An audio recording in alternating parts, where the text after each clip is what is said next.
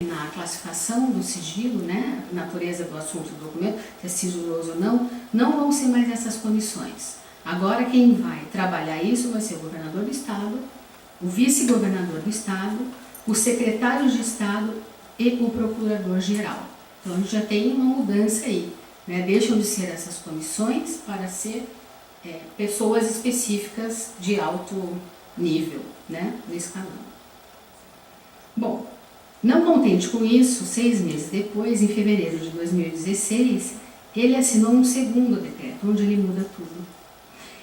Esse segundo decreto, que dispõe sobre a classificação de documentos, dado a informação sigilosa e pessoal no âmbito da administração pública direta e indireta, na prática diz o seguinte: o governo analisa cada documento separadamente, o governo, para decidir o que é ou não informação restrita.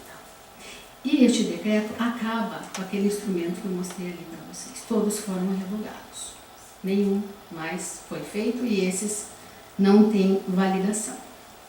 E o Alckmin justificou: embora a lei federal faculte aos estados a pré-classificação de documentos, a análise de casos concretos evita a generalização. Essa foi a justificativa dele. E poucos meses depois desse segundo decreto, que foi em fevereiro, em abril de 2016, ele nomeou o investigado na fraude da merenda e ex-chefe de gabinete da Secretaria de Educação para ser o diretor do Arquivo do Estado. É o atual diretor do Arquivo do Estado, né?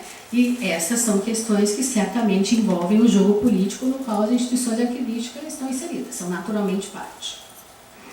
Ainda uma outra questão, nesse campo político, do candidato à presidência Jair Bolsonaro, que afirmou no programa Roda Viva, de 30 de julho de 2018, que se for eleito não abrirá os arquivos da ditadura militar no Brasil, pois segundo ele isso deve ficar no passado. Disse ainda desconhecer os arquivos das forças militares e afirmou que os papéis com certeza já sumiram. Aí uma notícia fresca também que vai nesse sentido.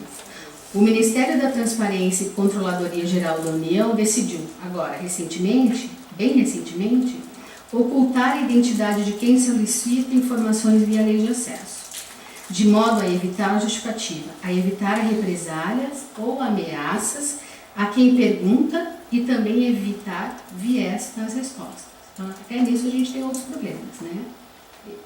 Garantir quem pergunta e também não condicionar a resposta a quem está perguntando.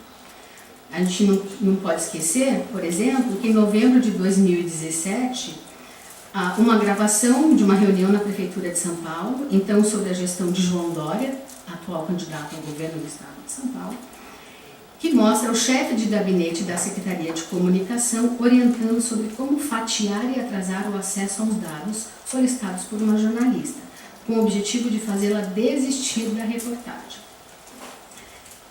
Essa jornalista buscava informações relativas a buracos na cidade. E o secretário diz, vamos botar para dificultar. Como o buraco é sempre matéria por motivos óbvios, a cidade parece um queijo suíço de fato, a gente está com um problema de orçamento porque precisaria recapear tudo. Então tem matéria nisso. Agora, dentro do que é formal e legal, o que eu puder dificultar a vida do jornalista, eu vou botar para dificultar. Ainda hoje saiu uma matéria na Folha de São Paulo, não sei se vocês viram, nesse sentido também, cujo título é: depois de 6 anos de lei de acesso, estatais ainda resistem a abrir dados. Aí a pergunta que fica: se a gente tivesse inserido as instituições arquivísticas nesse debate e elas efetivamente tivessem força política, talvez esse cenário fosse um pouco diferente, né? Como diz o Zé, também sou bastante otimista, acredito que a gente possa fazer as coisas serem diferentes. Não quero transformar essa minha breve fala no muro de lamentações, mas a gente precisa, como diz também o Zé, repolitizar as discussões sobre o papel das instituições arquivísticas, repensar o arquivista que a gente está formando. Isso é fundamental, assim, é algo que depois da palestra de segunda-feira eu pensei bastante, assim, como a gente podia fazer diferente, né? É a nossa obrigação como professor da universidade. Lembrar que esses nomes de políticos que eu citei aqui, todos estão se candidatando a qualquer outra coisa. que certamente pretendem permanecer com a política que eles já têm. A gente não precisa ir longe, a gente sabe o que acontece no Arquivo Nacional já há muito tempo. Quem é que está no Arquivo Nacional, quem que está pensando essas políticas, ou quem não está pensando. Então, é algo que fica para a comunidade arquivística debater. Que propostas a gente tem para mudar esse cenário? O que a gente está fazendo? Que agendas a gente tem? Porque tudo isso certamente insere e se reproduz nas instituições arquivísticas. A instituição arquivística é parte disso. Sem ela, a gente também não consegue avançar. Então, é isso. Isso eu queria provocar.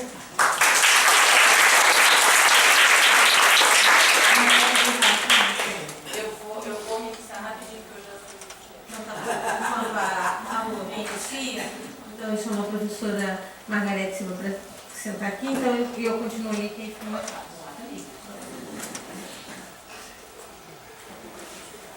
Já sabe, como eu...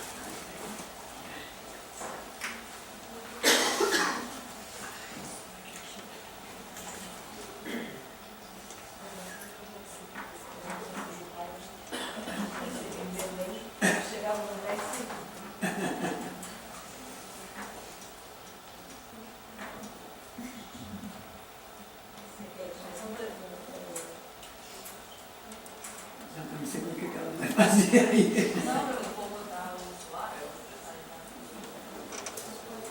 Bom, gente, enquanto ela vai acertando ali, a gente... Primeiramente, eu queria agradecer a Beatriz, a Raquel, né, que fizeram o convite. É bom, de vez em quando, a gente se reencontrar aqui, né, pessoas que a gente já conhece há algum tempo, inclusive na plateia, né? Meus colegas que foram na permanência no Arquivo Nacional, a Sérgio, a Alva, né? A Sheila, né? A Luísa, né? Tem outras pessoas aí, né? Ex-alunos, né? Que ficam aí me atormentando, né? Me atormentando e tal, né? Então, enfim. Eu escolhi um tema, né? Um foco, mais assim para a gente pensar, né? Não estou aqui com uma palavra. Eu não sou uma pessoa muito otimista com os arquivos, tá? Eu só vejo o lado negro da força, sabe?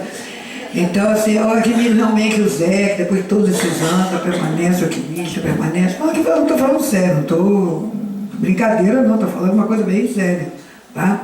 Eu faço a parte da turma da depressão arquivística, entendeu? E falo isso com muita tristeza, tá vendo? Não é uma coisa legal, não, porque foram muitos anos, eu investi muitos anos da minha vida, os melhores anos da minha vida, em instituições arquivísticas, entendeu? De uma maneira, enfim, né? Certo, errado, contribuiu, não é isso, mas eu investi, tá? Eu posso chegar hoje, né, no alto dos meus 62 anos e dizer, eu investi, se foi certo ou errado, né? Coisa que hoje em dia muito profissional, muito funcionário que está no Arquivo Nacional não pode chegar e dizer isso, tá?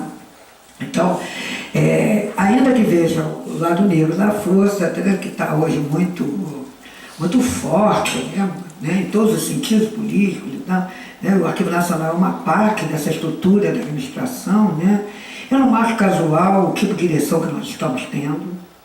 Eu não acho casual o tipo, né, de corpo funcional que o Arquivo Nacional está tendo, entendeu? Aquele é o resultado de um longo processo, entendeu? De, vamos dizer, descaracterização da instituição, da falta de seu protagonismo, né? E como eu, tanto do ponto de vista prático, do ponto de vista teórico, sou uma defensora do protagonismo das instituições arquivísticas públicas, entendeu? Então, sempre a minha abordagem, meu viés será fortalecer a instituição arquivística pública. Não é sistema, não é sei lá o que, conselho, não é nada disso. É a instituição arquivística pública, tá? Por várias razões, tanto teóricas quanto práticas, políticas, etc. Tá? Mas, enfim, a escolha do recorte aqui vai ser sobre desburocratização. Desburocratização é um tema, né? Antigo na administração pública, né? Desde os anos 60 e tal, se fala de burocratização, o Ministério da Legislação, o Hélio Beltrão, enfim, uma série de iniciativas. E ao longo, se a gente for fazer um levantamento, eu não fiz isso, um levantamento sobre iniciativa de burocratização, tem mais dezenas, leis federais, decretos federais e tal. Inclusive assim, eles não se conversam entre si, né? Tem leis federais da década de 90 e que falam a mesma coisa, que tem esse decreto federal que é recente, né? Que é de 2017, né? Então assim, se todas as iniciativas de banquização são bem-vindas, são boas para o cidadão, mas nem todas essas iniciativas de banquização são boas para a produção dos documentos arquivísticos, né? Eu acho que depende, não é, basta ter uma ideia, mas também da sua implementação. Pode passar. Bem, o que diz esse último decreto, quer dizer, sobre desburocratização? É um decreto 9.094, decreto federal, tá, de 2016. O que ele diz, né? O artigo 1º. Eu pensei aqui tudo que diz respeito, de alguma forma, à gestão de documentos. Esse decreto é muito maior do que isso, ele não é muito grande, mas ele tem artigos bastante diversos que fala tudo que tiver para facilitar a vida do cidadão, evitar duplicação de esforços, não ficar exigindo autenticação desnecessária, entendeu? Uso de tecnologia, uma série de questões, mas eu pensei em alguns aspectos que eu achei importante, que tem relação com a gestão de documentos em alguma medida, no sentido da produção dos documentos, da tramitação e do arquivamento. Bem, um é a racionalização de métodos e procedimentos de controle. Tá? Toda vez que a gente fala de método, procedimento de controle, tem um resultado documental. Tá? Como é que vai fazer controle se não tiver registrado em documentos? Então, toda vez que a administração pública falar de racionalização, procedimento, controle, vai ter um resultado documental, que são os documentos arquivísticos. Tá? Então, diz respeito, então impacta, influencia na produção dos documentos. O segundo elemento seria que eles chamaram de eliminação de formalidades e exigências, cujo custo econômico ou social seja superior ao risco envolvido. Então, no sentido de facilitar a vida do cidadão, evitar duplicação de cópias, evitar exigências, vamos dizer, de documentos e tal, de que, vamos dizer, que não poderia se ter, vamos dizer, um resultado que seria melhor do que não fosse pedido. O outro elemento é sobre tecnologia, né? A tecnologia aqui no Brasil é muito mistificada, não poderia deixar de estar ausente. É claro que a tecnologia ela pode beneficiar a vida de qualquer cidadão, mas ela por si só não resolve nada. Você pode criar, inclusive, tecnologia para, como acabou que isso aqui demonstrar, ter soluções tecnológicas para dificultar a vida do cidadão, fatiar a informação, enfim, né? Dificultar, né? O sistema caiu, vocês conhecem, né, aquela história, né? Que toda sexta-feira, nos serviços públicos, o sistema cai, né? Tem essa lenda, né? Essa coisa que cai o sistema, né? Então, como se o sistema não tivesse administrador, um funcionário responsável, né? É o sistema, é a tecnologia, é algo que eu não controlo, né? Tá? Fica na margem do imponderável, do não controlável. Que visa simplificar novamente processos e procedimentos de atendimento aos usuários e a propiciar melhores condições para compartilhamento de informações. Como, que a solução tecnológica pode propiciar isso? Pode, mas vai depender também da administração ter controle sobre os seus procedimentos. Se ela tiver clareza esclarecida do porquê que ela está estabelecendo aquele procedimento e o resultado documental desse procedimento. Tá? Porque todo procedimento administrativo tem um resultado documental. Né? A utilização de linguagem clara, que evite o uso de siglas, jargões estrangeiristas. Todas essas disposições, de alguma maneira, estão em outras disposições. Tá? A lei de acesso à informação vai ter um pouco, até no manual de redação oficial tem essa questão da linguagem clara, entendeu? Enfim, em vários outros dispositivos legais, você vai encontrar trechos disso, mas nesse decreto ele aparece de uma maneira, entendeu? Principalmente a parte também de cartórios e tal, também, que tem em outros lugares também, mas ela está toda nesse decreto, tá? Pode passar. Bem, aqui um primeiro comentário, né? Grande parcela de documentos aqui são resultados de procedimentos administrativos, né? Mudança dos procedimentos influenciam a mudança dos documentos. Tá? Então eu dei um exemplo aqui bem simples, que toca muito aqui nós que somos professores. Existe um procedimento administrativo que fala da exigência de frequência de 75% das aulas dadas. Tá? Esse é um procedimento administrativo para todos os cursos presenciais, do pré-escolar, à pós-graduação, todo mundo tem que passar, né? Para quem é ensino presencial, apenas 75% de frequência. O resultado documental, né? O documento aqui que registra isso, é o diário de classe. Tá? Estou pensando assim. Agora, se a gente, vamos dizer que existem algumas iniciativas, mudar do ensino presencial para o ensino à distância, é uma mudança de procedimento, você vai mudar o seu documento. Tá? Então, eu estou enfatizando isso, por quê?